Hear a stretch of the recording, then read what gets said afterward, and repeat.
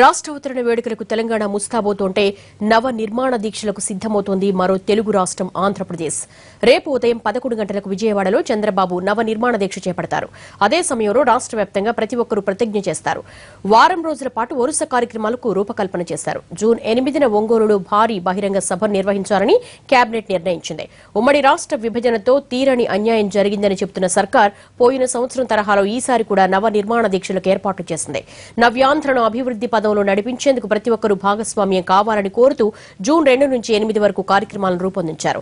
అదే సమయంలో రాష్ట్రంలో ఉన్న ప్రతి ఒక్కరూ ఎక్కడి వారు అక్కడే ప్రతిజ్ఞ చేయాలని ప్రభుత్వం సూచించింది. నవ నిర్మాణ దీక్షకు సంబంధించి కేబినెట్ భేటీలో సుదీర్ఘంగా చర్చించారు. రేపు జరిగే నవ నిర్మాణ దీక్ష కోసం విజయవాడలో పెద్ద ఎత్తున ఏర్పాట్లు చేస్తున్నారు. రాష్ట్రంలోని అన్ని జిల్లాల నుంచి ప్రజలు తరలివస్తారన్న అంచనాలతో ట్రాఫిక్ సహా ఇతర ఇబ్బందులు రాకుండా విజయవాడ నగర పోలీసులు, కార్పొరేషన్ సిబ్బంది జాగ్రత్తలు తీసుకుంటున్నారు. మరింత సమాచారం మా ప్రతినిధి ప్రసాద్ అందిస్తారు. నిర్మాణ దీక్షను రాష్ట్ర ముఖ్యమంత్రి చంద్రబాబు నాయుడు రేపు బెంజ్ సర్కిల్ ప్రాంతంలో చేపట్టనున్నారు. ప్రస్తుతం మనం బెంజ్ సర్కిల్ ప్రాంతంలో ఉన్నాం. ఈ బెంజ్ సర్కిల్ ప్రాంతంలో పోలీసులు అందరూ కూడా ఇప్పటికే జల్లెడ పట్టున్నారు.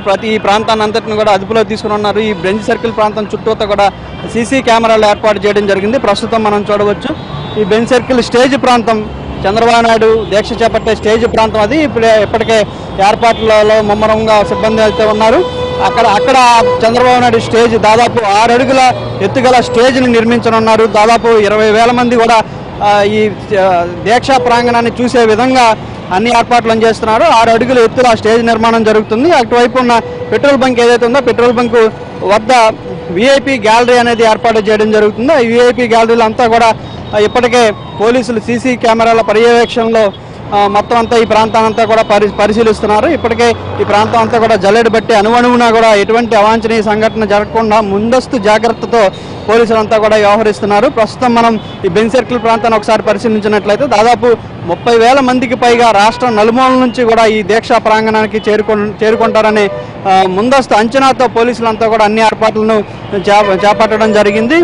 ఇటువైపు ఏదైతే మనం బందర్ రోడ్డు వైపు ప్రస్తుతం చూస్తున్నామో ఈ బందర్ రోడ్డు వైపు నుంచి వచ్చే వాహనాలన్నింటినీ కూడా పక్క వీధిలో ఉన్న సిద్ధార్థ కాలేజ్ వద్ద పార్కింగ్ సదుపాయం అనేది ఏర్పాటు చేయడం జరిగింది. ఆ పార్కింగ్ సదుపాయంలో ఇటువైపు నుంచి వచ్చే వాహనాలన్నింటినీ కూడా ఆ పార్కింగ్ అక్కడ ఏర్పాటు చేయడం జరిగింది. మనం ఇటువైపు వారధి వైపు నుంచి ఏదైతే గుంటూరు నుంచి వచ్చే వారధి వైపు నుంచి వచ్చే వాహనాలన్నింటినీ కూడా వై జంక్షన్ వద్ద పార్కింగ్ ఏర్పాటు చేయడం జరిగింది. అక్కడ ఆ పార్కింగ్ ప్రదేశంలో వాహనాలన్నింటినీ పార్కింగ్ చేసే విధంగా సిబ్బంది ఏర్పాట్లు చేయడం జరిగింది. మరోవైపు ఇటువైపు ఏదైతే ఉందో మచిలీపట్నం బందర్ రోడ్ నుంచి ఇటువైపు వచ్చే వాహనాలన్నింటినీ కూడా ఎన్టీఆర్ విగ్రహం ఏదైతే ఉందో ఎన్టీఆర్ సర్కిల్ వద్ద పార్కింగ్ స్థలం ఏర్పాటు చేశారు. ఆ పార్కింగ్ స్థలంలో వాహనాలన్నీ కూడా ఉంటాయి. మరోవైపు ఇటు రామారపాడు రింగ్ వైపు నుంచి వచ్చే వాహనాలన్నింటినీ కూడా నిర్మలా కాన్వెంట్ సెంటర్లో వద్ద స్కూల్ వద్ద ఉన్న సెంటర్లో పార్కింగ్ స్థలం ఏర్పాటు చేయడం జరిగింది. ఆ పార్కింగ్ స్థలంలో ఇటువైపు నుంచి వచ్చే వాహనాలన్నింటినీ కూడా అక్కడ ఎటువంటి ట్రాఫిక్ ఇబ్బందులు లేకుండా పోలీసులు ఇప్పటికే అన్ని ఏర్పాట్లు చేయడం జరిగింది. మొత్తం మీద ఈ ప్రాంతం అంతా కూడా పోలీసులు అదుపులో తీసుకోవడం జరిగింది. రేపు 9 గంటలకు దీక్ష చేపట్టనున్నారు సీఎం చంద్రబాబు నాయుడు. 8 గంటలకల్లా అందరూ ఇక్కడికి చేరుకోవాలని ఆదేశాలు జారీ జరిగింది.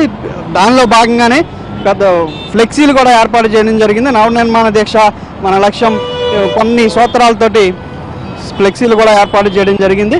ఇప్పటికీ ఈ ప్రాంతాన్ని అంతా కూడా పోలీసులు అదుపులో తీసుకున్నారు. మొత్తం మీద 8 గంటలకల్లా ఇక్కడికి అందరూ చేరుకోవాలని ఇప్పటికే అధికారులంతా ఆదేశాలు జారీ చేయడం జరిగింది. 9 గంటల నుంచి దీక్ష ప్రారంభమవుతుంది. 11 గంటల లోపు సీఎం తన ప్రసంగాన్ని ముగించుకొని అందరితోనూ కూడా ప్రతిజ్ఞ చేయించనున్నారు. ఇదే విధంగా మొత్తం గ్రామ స్థాయి నుంచి మండల, డివిజన్ స్థాయి, నియోజకవర్గ స్థాయిలో కూడా ఈ దీక్ష అందరూ కూడా ఆ సమయంలో చేయాలని అధికారులంతా కూడా కోరడం జరిగింది. నవనిర్మాణ దీక్ష కోసం ఇప్పటికే అన్ని ఏర్పాట్లను పోలీసులంతా కూడా సిద్ధం జరిగారు. పోలీసులతో పాటు మున్సిపల్ కార్పొరేషన్ యంత్రాంగం అంతా కూడా ఈ కార్యక్రమంలో నిమగ్నమై ఉన్నారు. ట్రాఫిక్ ఎటువంటి ఇబ్బంది లేకోకుండా పోలీసులంతా కూడా ముందస్తు జాగ్రత్తలు తీసుకోవడం జరిగింది. కెమెరామెన్ రాజేష్తో వరప్రసాద్, విజయవాడ బెంజ్ సర్కిల్ నుంచి.